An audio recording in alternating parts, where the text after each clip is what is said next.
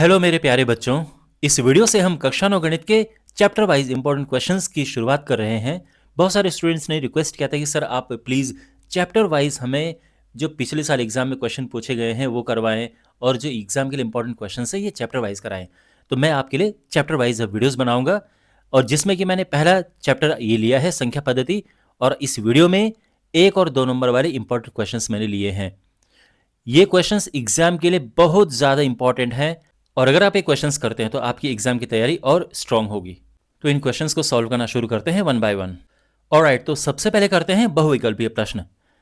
पहला क्वेश्चन है, निम्नलिखित में से कौन सी एक अपरिमेय संख्या है? तो इनमें से अपरिमेय संख्या कौन सी है? तो देखो, इसका आंसर है बी, पाई एक अपरिमेय संख्या है। बाकी ये सभी परिमेय संख्या है, ठीक है ना। तो पाई का आप ध्यान रखना, पाई एक अपरिमेय संख्या होती है। अगर आपको ये लग रहा है कि पाई 22/7 होता है तो ऐसी बात नहीं है। पाई 22/7 एग्जैक्टली नहीं होता है। कैलकुलेशन करने के लिए हम 22/7 ले लेते हैं पाई को, लेकिन एग्जैक्ट 22/7 पाई नहीं होता है, लगभग होता है। ओके, तो पाई एक अपरिमेय संख्या है। दूसरा प्रश्न, इसको यानी इसको जब p/q के रूप में व्यक्त करते हैं तो क्या मान इनमें से प्राप्त होता है? तो देखो, इसका आंसर है कि जब इसको हम p/q के रूप में व्यक्त करते हैं तो ये 6/9 आता है, और 3 से काटेंगे, 3 दूने 6, 3 तिया 9, तो ये 2/3 हमें मिलता है। इसका आंसर सी है। मैं आपको तरीका बताता हूँ, बहुत अच्छी टेक्निक है, याद रखना। कभी भी आपके पास ऐसा हो ना कि 0 पॉइंट कोई नंबर हो, जैसे मान लो कि 4 4 4 डॉट डॉट डॉट, तो ये क्या होगा? तो सीधे एक काम करना, 4 ऊपर लिखना, नीचे 9 लिख देना, आंसर हो जाएगा। अगर मान लो कि 0 पॉइंट पर, ध्यान रखना तुरंत ये रिपीट होना चाहिए। जो मैं यहाँ पे जिस तरह के नंबर लिख रहा हूँ वैसे ही नंबर होने चाहिए। ये होगा 5/9, ये होगा 6/9। अगर मान लो कि इस तरह से है, 27 है, 27 है, 27 है, ये होगा, तो ये अब रिपीट 27 हो रहा है ना, 27 27 27। तो अब क्योंकि 2 अंक रिपीट हो रहे हैं तो 2 बार 9 आ जाएगा। तो ये टेक्निक याद रखना, ठीक है। अगर इसमें कंफ्यूजन है तो ये तो आप याद रख ही सकते हो। मैं आपको शॉर्टकट इसलिए बता रहा हूँ क्योंकि एग्जाम में अब लंबे मेथड से आप करेंगे, 1 नंबर के क्वेश्चन में इतना समय बर्बाद होगा, तो आपको ये टेक्निक आनी चाहिए। ये बात समझ आई? जैसे इस तरह का है, जैसे मान लो कि 0.545454 ऐसा है, इसको बदलना है तो क्या होगा? 54 बटे और 2 बार 9 आ जाएगा। लेकिन ध्यान रखना, पॉइंट के तुरंत बाद ये रिपीट होना शुरू होना चाहिए। कुछ भी कहीं ऐसा ना हो कि 4.66 हो और आप इसको 6/9 कर रहे हैं, ऐसा मत करना, ठीक है ना। अब कर सकते हैं। थर्ड है, हमने इसका मान याद करना है। तो देखो, यहां पर बहुत अच्छा क्वेश्चन है। पहली बात तो ये है, बहुत ही इंपॉर्टेंट क्वेश्चन है ये, बहुत बार एग्जाम में ये क्वेश्चन पूछा गया है। 256 की घात ये है, यहाँ पे 256 की घात ये है, तो इसका तो आप ये ध्यान रखो। मतलब पहले तो क्या करेंगे, क्योंकि इनका आधार एक जैसा है, 256 256, तो जब गुणा करते हैं तो घातें जुड़ जाती हैं, तो घातें जुड़ जाएंगी, और क्या होगा? ये प्लस करेंगे तो आएगा, समझ गए? अब 256 में वापस आओ, 256 होता है, देखो अगर नहीं, वैसे तो खैर 256 2 की घात 8 होता है, लेकिन अगर कंफ्यूजन है तो 256 को आप बार बार ऐसे भाग दे के देख सकते हो, ठीक है। आप 2 से भाग दोगे फिर 128 आएगा, फिर ऐसे भाग देते रहना, तो 2 की घात 8 आएगा, और इसकी घात है 0.25। यहां तक सब ठीक है। अब 8 और इसका गुणा करेंगे तो क्या आएगा? 25 8 200, 2 स्थान के बाद दशमलव लग जाएगा, तो यानी ये आ जाएगा, ठीक। और 2 की घात 2 होता है 4। ये आपको समझ आता है ना? 2 से भाग देते हैं, फिर ये, फिर 2 से भाग देंगे तो ये 64, फिर 2 से भाग देंगे तो 32, फिर 2 से दिया 16, फिर 2 से भाग दिया 8, फिर 2 से दिया 4, फिर 2 से देंगे 2, और फिर 2 से दिया तब 1 आया। तो 1 2 3 4 5 6 7 8, तो 2 की घात 8 इसीलिए आया, ठीक है। तो हमारा ऑप्शन ए करेक्ट है। अगला प्रश्न है, इसका परिमेयकरण करना है। 1/√7 माइनस रूट 6। तो जब भी हमारे पास ऐसे होते हैं, जब अपॉन में बट्टे में नीचे 2 होते हैं, तो हमेशा किस तरह से इनका परमीकरण करते हैं, इसके चिन्ह को बदल दो, ये माइनस है तो प्लस कर दो, ठीक है ना। और अब ऊपर क्या है, √7 प्लस √6, ये तो एक के साथ गुणा हो रहा है। यहां पे देखो ये दो चीजें हैं, एक बार माइनस में है एक बार प्लस में, तो हमेशा यहां पर क्या होगा, पहले का वर्ग होगा, माइनस करेंगे दूसरे का वर्ग होगा, ठीक है ना।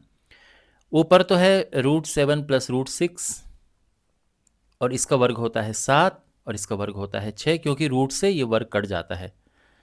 और देखो नीचे तो है 1, तो वो तो हटाई दो, यानी ये ऑप्शन बी करेक्ट है हमारा, ठीक है। इस तरह से पांचवा प्रश्न है, अपरिमेय संख्या का दशमलव प्रसार क्या होता है। ये भी बहुत इंपॉर्टेंट क्वेश्चन है, ध्यान रखना। अपरिमेय संख्या का दशमलव प्रसार होता है नॉन टर्मिनेटिंग नॉन इक्निंग, अनवसानी अनावर्ती।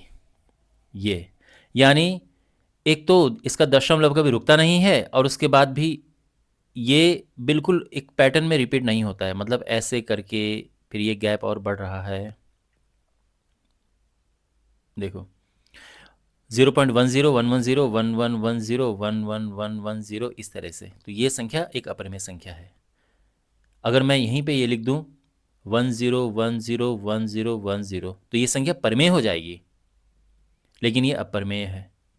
तो जब भी गैप इस तरह से बढ़े ना, उनको हम कहते हैं कि ये अनावर्ती है, और रुक नहीं रहे हैं मतलब अनावर्ती है, और ये रुक नहीं रहा है तो ये अनवसानी है, अशांत हम जिसे कहते हैं, अशांत अनावर्ती। ओके, आपको ये भी लिखा हुआ मिल सकता है, अशांत अनावर्ती, ठीक है। तो ये हो गया। अब इसके बाद हमारे पास हैं एक एक अंक वाले प्रश्न, जो कि जिसमें ऑप्शन नहीं मिलेंगे आपको, पर इस तरह से हैं। पहला क्वेश्चन है, क्या शून्य एक परिमेय संख्या है। क्या आप इसे P/Q के रूप में लिख सकते हैं। बहुत ही इंपॉर्टेंट क्वेश्चन है, बहुत बार पूछा जाता है ये। तो हम लिखेंगे कि हाँ, शून्य एक परिमेय संख्या है। अब शून्य परिमेय संख्या क्यों है, ये यहाँ पे साथ में पूछा है कि क्या आप इसे P/Q के रूप में लिख सकते हैं। तो हम लिखेंगे कि 0 बराबर होता है 0/1 लिखो, 0/2 लिखो, कुछ भी लिखो। तो मैंने 0 को 0/1 लिख दिया है, क्योंकि 0/1 भी 0 होता है, और इसे हमने P/Q के रूप में लिख दिया है। हम कहेंगे कि यह P/Q का रूप है, ठीक है। तो ये इसका आंसर हो गया है।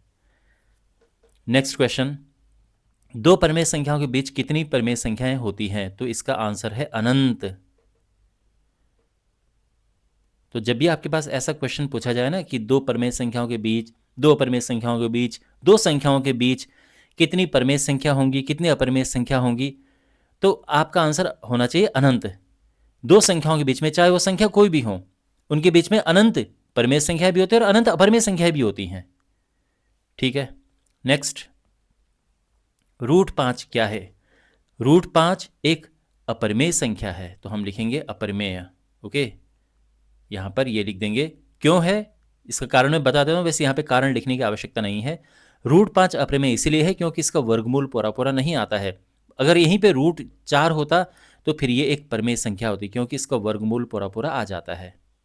क्वेश्चन नंबर 4 है, इसका हमने मान ज्ञात करना है। 64 की घात 1/2, इसका मान क्या होगा। तो देखो 64 होता है 8 का वर्ग, क्योंकि 8 8 64, 8 का वर्ग ये। और यहाँ पे हम क्या कर सकते हैं कि 2 से और इसका गुणा हो जाता है, 2 से 2 कट जाएगा, ये 8 की घात 1 आ जाएगा, यानी 8, और इसका आंसर है 8, ठीक। क्वेश्चन नंबर 5 है, इसको हमने सरल करना है। कैसे करेंगे। तो देखो आप देख सकते हैं कि दो चीज़ें हैं, एक बार वो चीज़ प्लस में, एक बार माइनस में है, सेम चीज़ें हैं। तो जब सेम चीज़ें एक बार प्लस और एक बार माइनस में होती हैं, तो पहले वाले का वर्ग करो,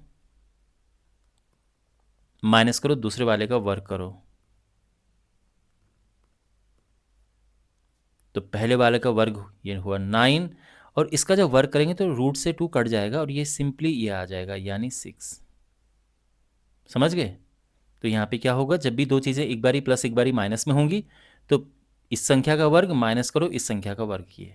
ठीक है, अब हमारे पास एक दो दो नंबर वाले क्वेश्चंस हैं। तो ये है कि 3 और 4 के बीच 6 परमेय संख्या ज्ञात कीजिए।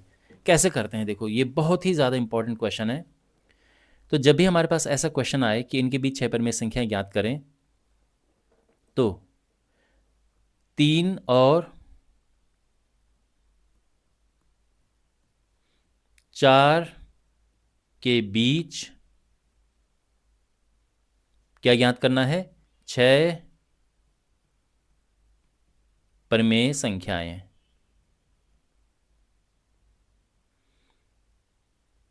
अब देखो आगे कैसे करेंगे, तो इसका क्या मतलब है, 3 को हम लिख सकते हैं 3/1 और 4 को लिख सकते हैं 4/1। ठीक है, इनको भिन्न में लिखना है हमने, तो ये लिख दिया है। इनके बीच में हमने ज्ञात करनी है 6 परमेय संख्याएं। अब अगला स्टेप देखो, अब ऊपर देखो, अभी इनके बीच में हम क्यों नहीं लिख पा रहे हैं, क्योंकि इनके बीच में गैप नहीं है। 3 और 4 लगातार संख्याएं होती हैं, इनके बीच में गैप नहीं है। तो अब ये गैप पैदा करना पड़ेगा। इसके लिए क्या करते हैं, ऊपर नीचे गुणा करो। किसका गुणा करो, तो जितनी परमेय संख्याएं ज्ञात करनी है उसमें एक जोड़ दो। कितना हो गया, 7 हो गया ना। 7 को ऊपर नीचे गुणा करो। ठीक, और दूसरी संख्या क्या है, 4/1। यहाँ भी ऊपर नीचे 7 का गुणा कर दिया हमने। जितनी परमेय संख्या ज्ञात करनी है उसमें एक बढ़ा के ऊपर नीचे गुणा कर दिया हमने। तो ये याद रखना, ठीक है। अब इससे क्या होगा कि इसके गैप बढ़ जाएगा। 7×21 = 7 हुआ, और 4×7 = 28 / 7। इसके बीच में हमने 6 परमेय संख्याएं ज्ञात करनी है। ठीक, तो आंसर लिख देंगे हम, ये हो जाएगा। अब 21 और 28 के बीच में आराम से लिख सकते हैं। एक 22 है, फिर 23/7, 24/7, 25/7, 26/7 और 27/7, और ये हमारा आंसर आ गया है। ठीक है, तो इस तरह से प्रश्न होगा, ध्यान रखना। परफेक्ट। अब हमने इसे P/Q के रूप में व्यक्त करना है। देखो ये प्रश्न आपके पास ऐसे भी आ सकता है और ऐसे भी आ सकता है कि 0.47 हो और इसके ऊपर बार लगाओ। दोनों तरह से क्वेश्चन पूछा जाता है, ध्यान रखना। तो क्या करेंगे, अगर आपके पास 0.47 बार हो तो भी आपको इस क्वेश्चन को ऐसे ही लिखना पड़ेगा। कैसे, देखो, माना इसको x नाम दे देंगे, 0.4777 ... ठीक है, ये हमारी समीकरण नंबर 1 हो गई। अब इस समीकरण में हम गुणा करेंगे। अब ये सबसे इंपॉर्टेंट स्टेप है, किससे गुणा करें, तो जितने अंक रिपीट हो रहे हैं ना उतने जीरो का गुणा। मतलब अगर एक अंक रिपीट हो रहा है तो 10 से गुणा करो, 2 अंक रिपीट हो रहे हैं तो 100 से, 3 हो रहे हैं तो 1000 से। एक ही अंक तो यहाँ पे रिपीट हो रहा है, 7 7 7, एक ही अंक रिपीट हो रहा है ना, तो 10 से गुणा करेंगे। तो हम लिखेंगे कि समीकरण 1 में 10 से गुणा करने पर, समीकरण 1 में हम 10 से गुणा करेंगे तो ये हो जाएगा 10x बराबर, ये पॉइंट यहाँ पे चला जाएगा, ठीक है, 10 से गुणा करने से, और ये होगी समीकरण नंबर 2। समझ गए यहाँ तक। अब हम इस समीकरण से इसको घटाएंगे, समीकरण 2 से समीकरण 1 को घटाने पर। तो समीकरण 2 से समीकरण 1 को हम घटाएंगे तो क्या होगा, पहले समीकरण 2 ऊपर आएगी, फिर समीकरण 1 नीचे आएगी,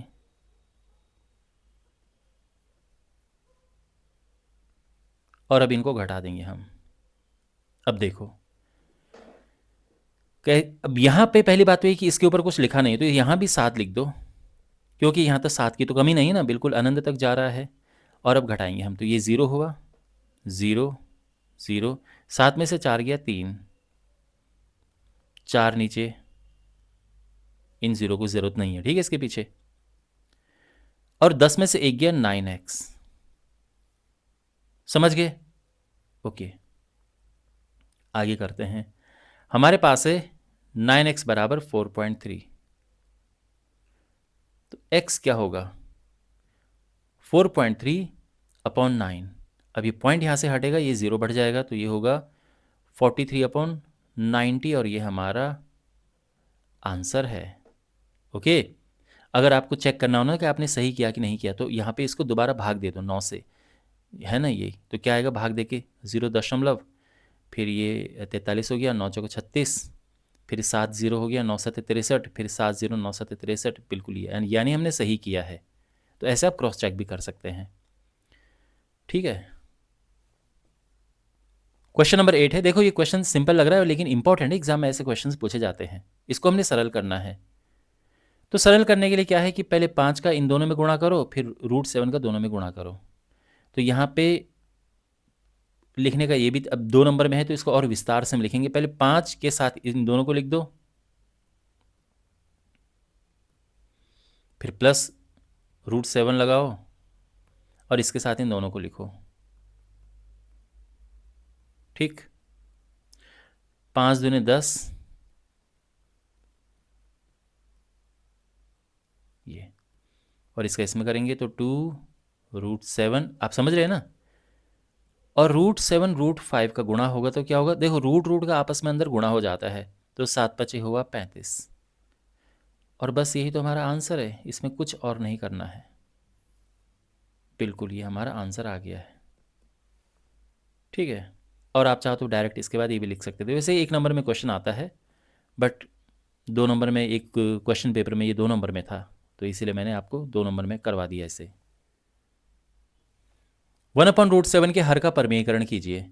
हमारे पास है 1/√7, इसके हर का परमेयीकरण करना है, मीन्स हर में जो है √7 है ना, तो ये रूट ना रहे ऐसा कुछ करना है हमने। तो क्या करते हैं, यहाँ पर हमने ऊपर नीचे गुणा करो, जो नीचे है उसी के ऊपर नीचे गुणा करते हैं। तो मतलब अगर नीचे सिंगल एक ही नंबर है रूट में, तो उस रूट वाले के ऊपर नीचे गुणा कर दो। हाँ, अगर मान लो कि यहाँ पे कुछ और होता √7 + 1 कुछ और, फिर तो ऐसा नहीं करते, फिर तो और टेक्निक होती है और मेथड होता है। √7 का 1 में गुणा करके √7 आएगा, √7 का √7 में गुणा करके 7 आएगा, और ये आंसर आ गया है। ठीक है, क्वेश्चन नंबर 10, हमने यहाँ पर इनका मान याद करना है। तो पहला है 32 की घात 1/5। 32 होता है 2 की घात 5। कैसे,